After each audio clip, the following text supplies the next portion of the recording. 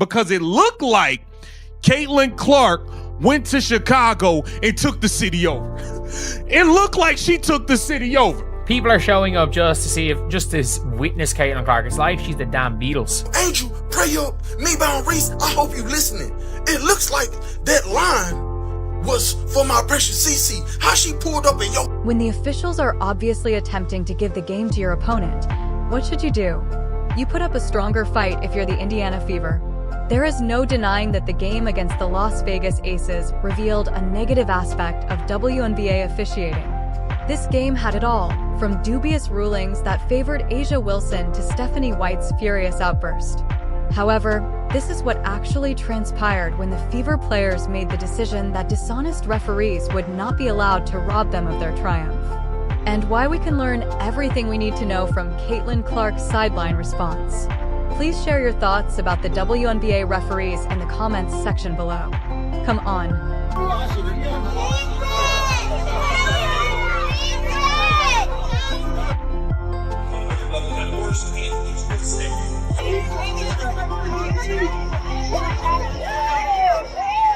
Caitlin Clark spent 20 minutes signing autographs. She made her way 2/3 of the arena. She signed literally hundreds of autographs. She signed hundreds of autographs. And if you guys didn't see that game today, there were as many Fever fans as there were Sky fans. Do you want to know what exactly made Stephanie White lose it? Let's be honest. In the absence of significant provocation, coaches do not just lose their temper and yell at officials. But when the officiating got so obviously biased that even White lost her temper, that's precisely what happened. Something about this game felt off from the very first tip. Fans of the Fever began to wonder what they were viewing as soon as the call began to go in Vegas' favor. You know what aggravates me? Before the play even starts, you can guess which team will receive the advantageous whistle. Now, see, this the real version of walking your trap and take over your trap. Look at this. Look at that. Oh my God. All them jerseys. I would hate Caitlin too. And I wasn't even aware. Wasn't it supposed to be Barbie night or something? Come on, Caitlin walked in and took over, and she didn't even play. The pivotal moment occurred during a play that revealed every flaw in WNBA officiating. Aaliyah Boston was clearly struck from behind by A'ja Wilson. That contact ought to have been a clear foul call. The officials referred to it as a jump ball instead. The referees pretended nothing had happened when Boston was robbed. White went utterly crazy at that point. She screamed her dissatisfaction at officials who appeared intent on protecting Wilson at any costs, and her unfiltered reaction was caught on camera. So Caitlin Clark is not playing the game. And by the way, people didn't know whether or not Caitlin was playing that game until the very end. There are hundreds of fans that were there to see Caitlin Clark play on the off chance Caitlin Clark would be able to sign something. She was there. She spent 20 minutes autographing everything. What happened to Miss Angel Reese? She's all in Indiana during All-Star, and her Reebok campaign, come to your trap, take over your trap. The thing is this was not a singular occurrence. On a regular basis, Wilson was treated in ways that other athletes could only imagine. The whistle blew instantly when Boston made the same touch in comparable circumstances. The referees suddenly gained selective vision when Wilson did it.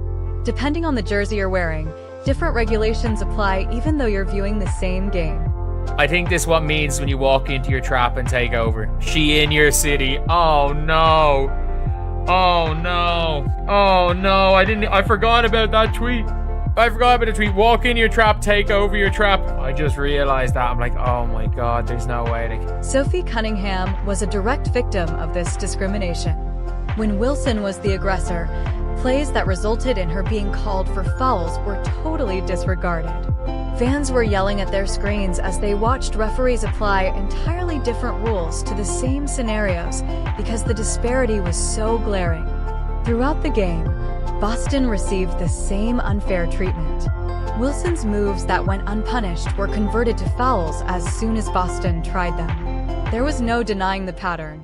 While most players were punished for breathing too forcefully, Wilson was subject to a unique set of regulations. Mitch put him in a ditch, and Michaela Timpson treating the Chicago Sky like a bunch of Simpsons. Oh boy, oh boy, oh boy. Might be scorching hot right now. You have been so good on the road lately. 6 straight games, 24 points a game. How are you off to another hot start in a hostile environment? I think about just staying in rhythm. And when I stay in rhythm, about being aggressive. So as long as I'm aggressive and being myself, they make it easy. Sophie Cunningham was a direct victim of this discrimination. When Wilson was the aggressor, plays that resulted in her being called for fouls were totally disregarded. Fans were yelling at their screens as they watched referees apply entirely different rules to the same scenarios because the disparity was so glaring. Throughout the game, Boston received the same unfair treatment. Wilson's moves that went unpunished were converted to fouls as soon as Boston tried them. There was no denying the pattern. While most players were punished for breathing too forcefully, Wilson was subject to a unique set of regulations. Kelsey Mitchell, 7 for 10 from the three-point line, off the start, 8 points quick. You knew, oh, Kelsey Mitchell's hot today. Oh, Kelsey Mitchell's hot today. This might be her game. Let's keep the hot hand in. Let's keep the hot hand going. Let's set her some big-body screens, get her open. Kelsey Mitchell, she did it all. 7 for 10 from the three-point line. She got to the rack. She got to the free throw line, carving up the defense, looking like a little snake, how she just slithers in and out of that defense. Kelsey Mitchell, salute to you. The purpose of this systematic bias was to maintain the Aces' competitiveness in a game where they were losing. What should have been a fair competition was transformed into something more akin to professional wrestling than basketball by the referees, who were creating opportunities for Vegas. The whole story is revealed by the free throw discrepancy.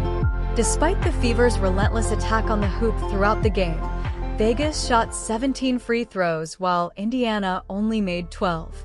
Superior play did not earn those 5 extra attempts. Referees looked determined to keep the Aces within striking distance, which is why they were gifted. Here's what the referees didn't anticipate, though.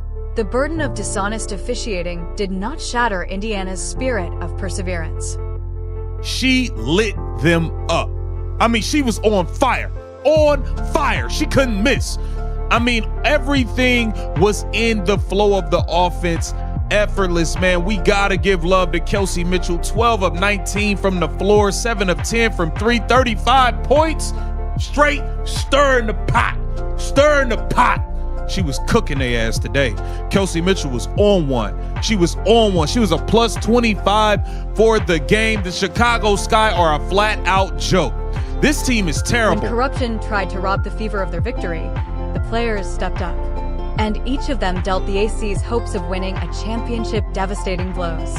Do you want to witness mental fortitude?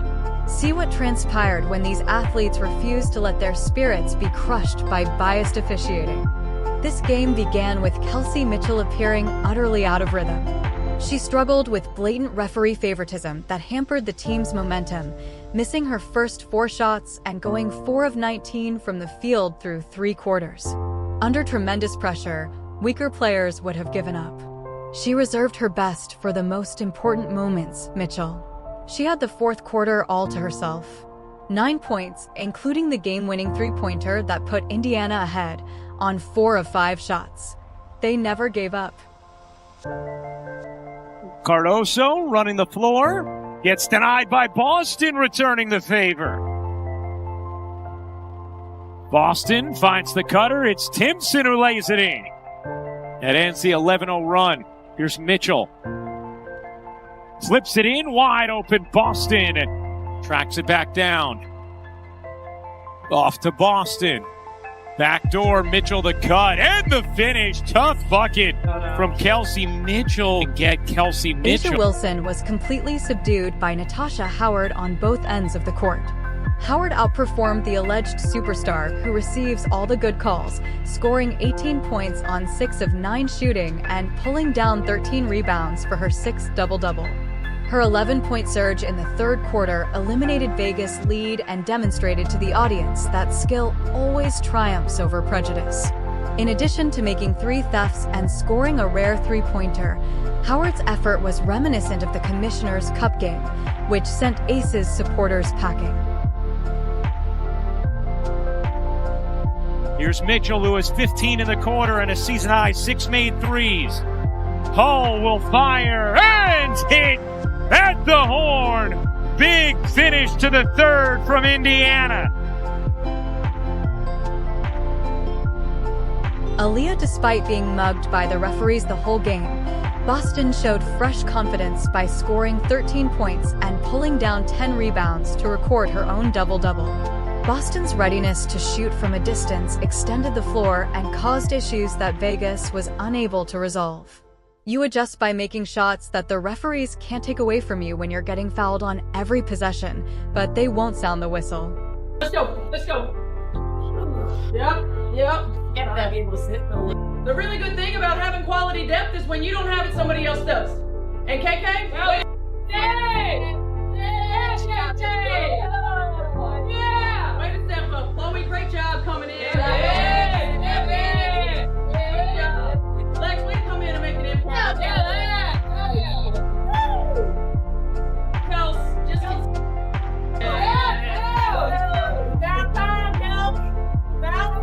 Sophie Cunningham scored 15 points on 4 or 5 shots, making 3 of 4 three-pointers as if they were layups, continuing her scorching July run. For someone who averaged 7 points per game and shot 58.1% from 3 in her previous 6 games, this performance was just another day at the job. Cunningham was the ideal complement to Indiana's core because of her range and adaptable defense. Furthermore, every time each shot fell, Asia Wilson's annoyance was evident. Indiana run after Chicago had cut it to 2. Poked away by Timpson. There's the deflection. Off to the races. Timpson finishes strong, forcing a timeout from Chicago. A 9-0 Indiana run, and the lead is back to 11. Michaela Timpson, the rookie, all season long, when she's gotten minutes here and there, has made the most of them. We've seen it on the offensive end. Then here, just getting her arms in the passing lane, the deflection, finishing a tough look. The greatest part was saved for last by Arie McDonald.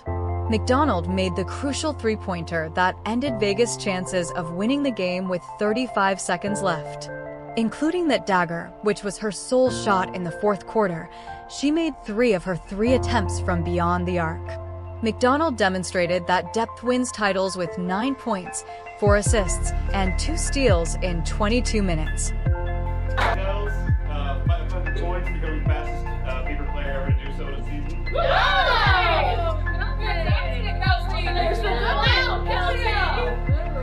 930 point game, second most in Fever history.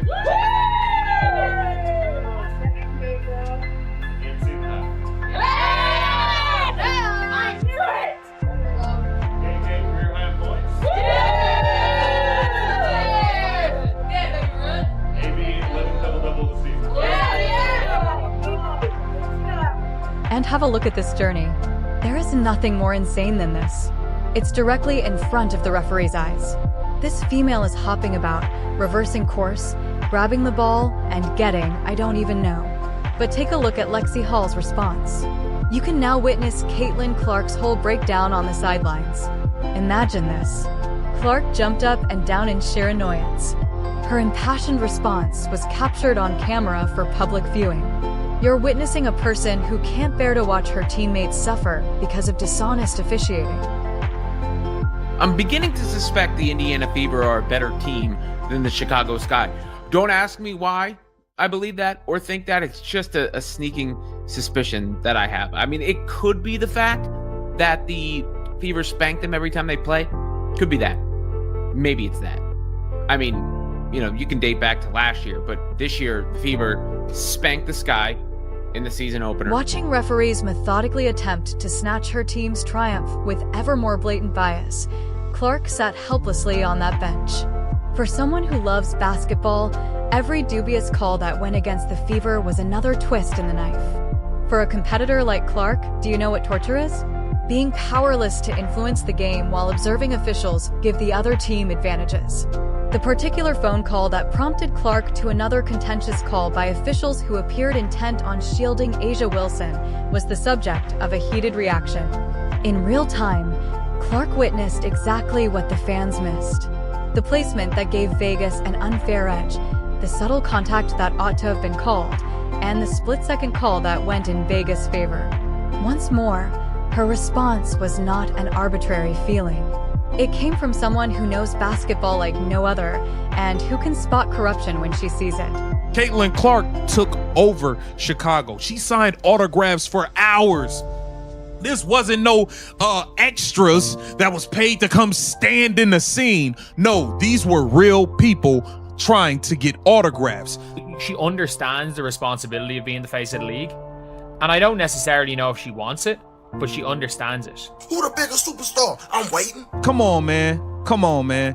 I don't know how you could ever imagine, like, how can you compete with this? How, what, like, come on, just leave it alone, Angel. And this is why I'm saying you be making yourself look crazy because in all actuality, there's no comparison between you. This encounter was rendered considerably more agonizing by Clark's injury.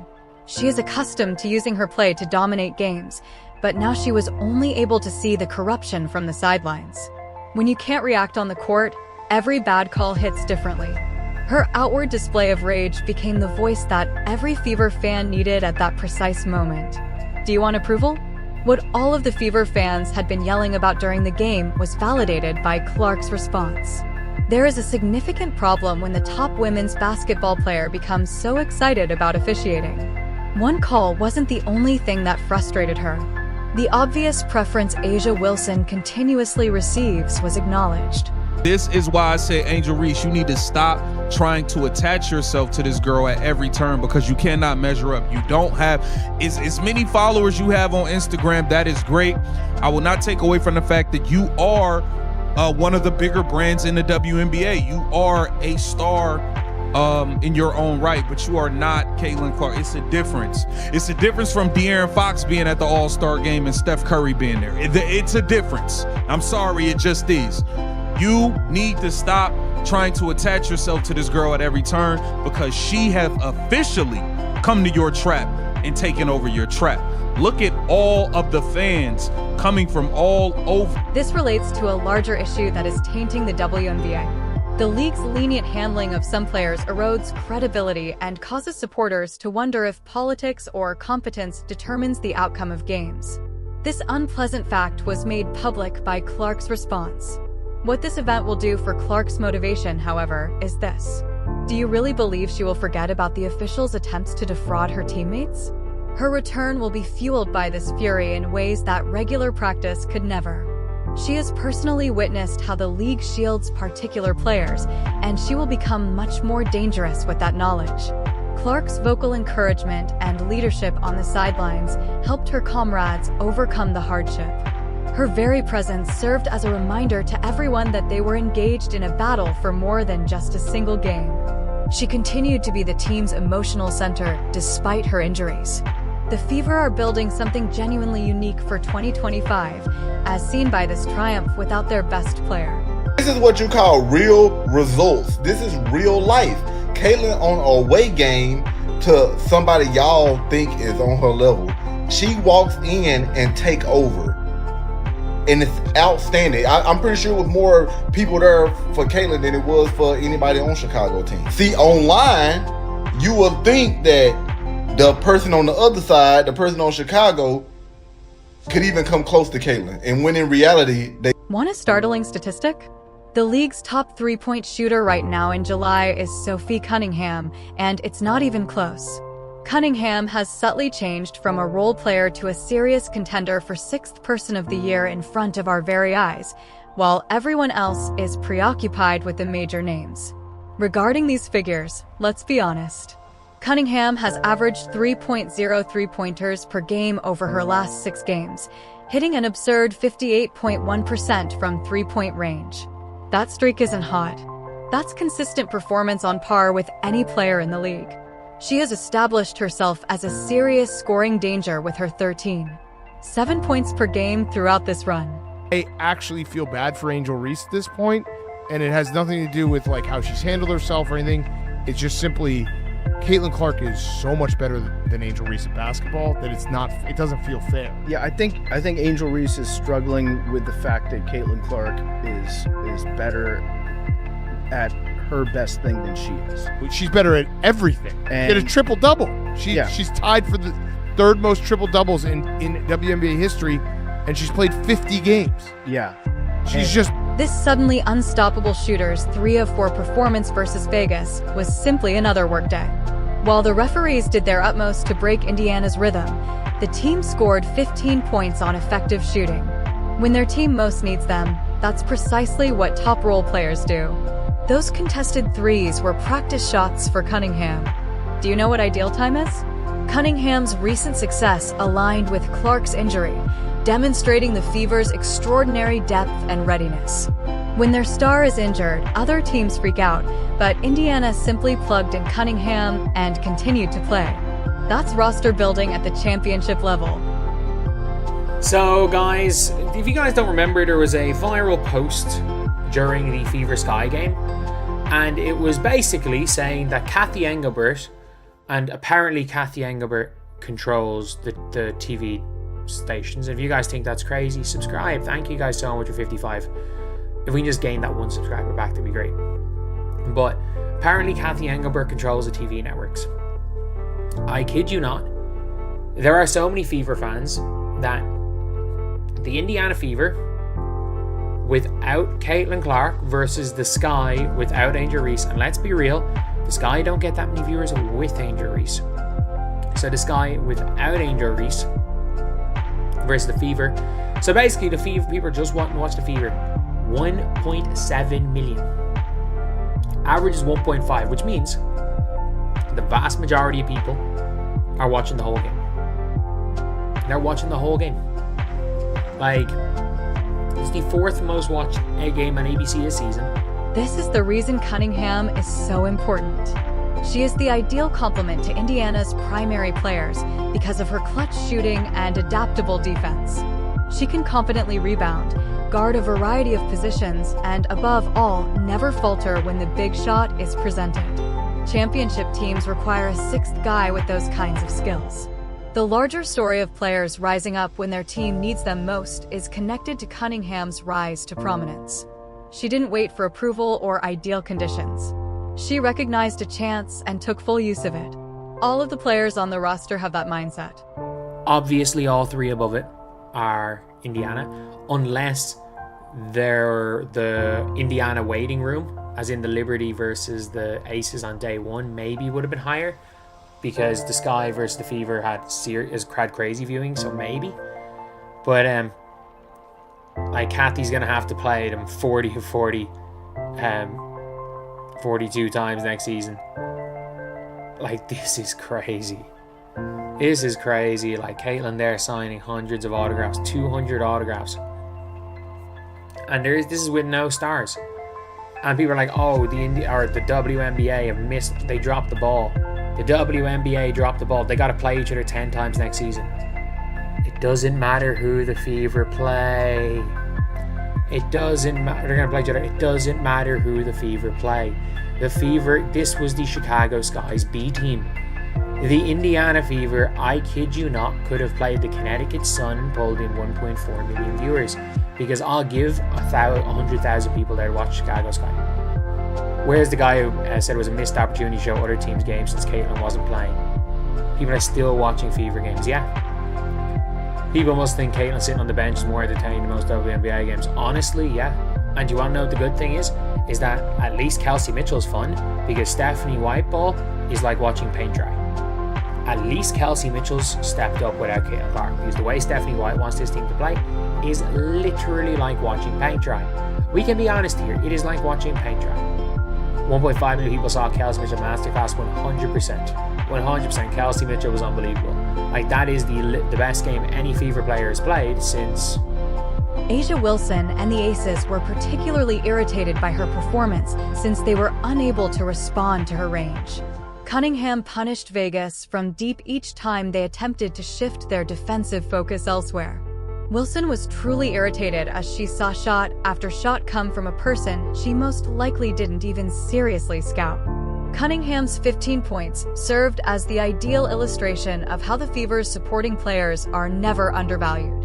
With her ability to make shots and play a variety of defenses, She is actively winning games rather than just logging minutes. She has been able to demonstrate leadership skills that were previously overlooked because to the installation of the starting lineup. The league should be on guard when Clark resumes his previous level of supporting cast excellence. If the season was only the last 30 games of the season, Caitlin Clark was the MVP. So even if you take a random 10 game, and if you took away Caitlin's 10 worst games, just like again, you could do the same with Aja, and you could say, okay, yeah, Aja was. But like, if you take out Caitlin's first 11 games where she played 11 in 20 days and played 3 back-to-backs in that, and then the 3-point game as the Liberty was off a back-to-back after she got she got basically assaulted by Kennedy Carter the night before. It is one of those things where you could do the same thing with Paige this year, and you could literally take whatever her 10 worst games are, and she still wouldn't be in MVP conversations. If you did that with Caitlin Clark, she's the best damn player in the world, looks like. But I think Caitlin eventually will begin to push. I think she'll keep getting viewership. But if Caitlin's bad next year, I mean, all I gotta say is, what is going on, guys? DBG here, and today we are making our return to 2K because, you know, the WNBA is kind of dying. So lads, if you just don't want to hear that DBG voice again, please keep watching Fever Games and please keep watching these videos. This triumph demonstrates that the Fever are creating a culture of championship caliber that transcends all challenges, including dishonest officiating. Crucial tiebreaker advantages for postseason seeding are secured by their season series victory over Vegas and their record of 13 wins, 12 losses. You are witnessing a squad that is resilient in the face of adversity. Indiana will host the entire WNBA in 2025. What happens if a squad that is destined for greatness is held back? Clark goes back to this developed team with players like Mitchell clutching up in crucial situations and Cunningham shooting lights out. As they get ready to astound the basketball world with their redesigned roster and unwavering spirit, continue to support this amazing squad. Please share your thoughts about the WNBA referees in the comments section below. To ensure you don't miss anything, like, subscribe, and enable all notifications.